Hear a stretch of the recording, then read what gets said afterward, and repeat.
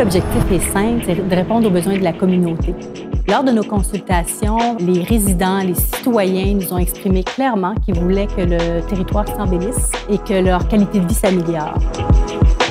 Les éléments qui étaient le plus souvent nommés, c'était le verdissement, la biodiversité, l'ajout de places publiques, de places de rassemblement, l'aspect événementiel, culturel aussi.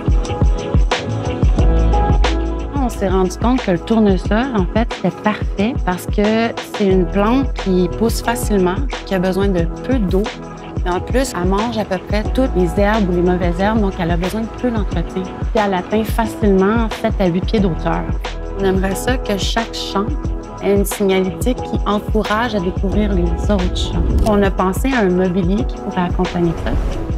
Dans l'optique de passer des idées aux actions, le District central s'est doté d'un plan d'intervention 2023-2028 qui sert aujourd'hui de levier pour la requalification urbaine d'un secteur industriel à un quartier d'affaires. Puis en même temps, vous imaginez que nous, dans la vie, c'est pas ça qu'on fait, de l'agriculture urbaine. Au-delà de ça, comme organisation, la SDC District central, nous, on ne possède pas de terrain. Donc, il fallait vraiment arriver à faire un arrimage assez incroyable entre plusieurs partenaires pour que ce projet-là voie le jour aussi rapidement. On nous a donné le défi de faire fleurir 10 000 plants de tournesol. Le tournesol, c'est une plante assez emblématique. C'est une plante qui se ressème aussi. Ça veut dire là, toutes les semences qui pourront être récoltées pourront être replantées. Puis c'était ça l'idée aussi de polliniser le secteur.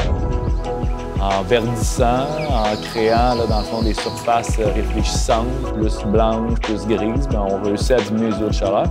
L'agriculture étant une des nombreuses manières pour diminuer les eaux de chaleur. Qu'est-ce que l'agriculture apporte de plus? C'est la biodiversité. Les graines de tournesol, si on les ressemait pas, on pourrait faire de l'huile de tournesol. On est vraiment allé étape par étape. On a fait une étude de faisabilité en quelques semaines avec les différents collaborateurs. Dès le début du mois de mai, on s'est mis au travail puis on a créé l'infrastructure pour recevoir les tournesols. Cette année, c'est vraiment une grosse année. Les événements sont plus populaires que jamais. On a battu tous les records d'achalandage dès le début de la saison. C'est un geste à la fois, pour ne pas dire une semence à la fois. C'est quand tout un écosystème se met à travailler ensemble que tout devient possible. On doit tous se mettre en mouvement pour réussir à atteindre cet objectif-là, de devenir l'arrondissement le plus vert de l'île de Montréal.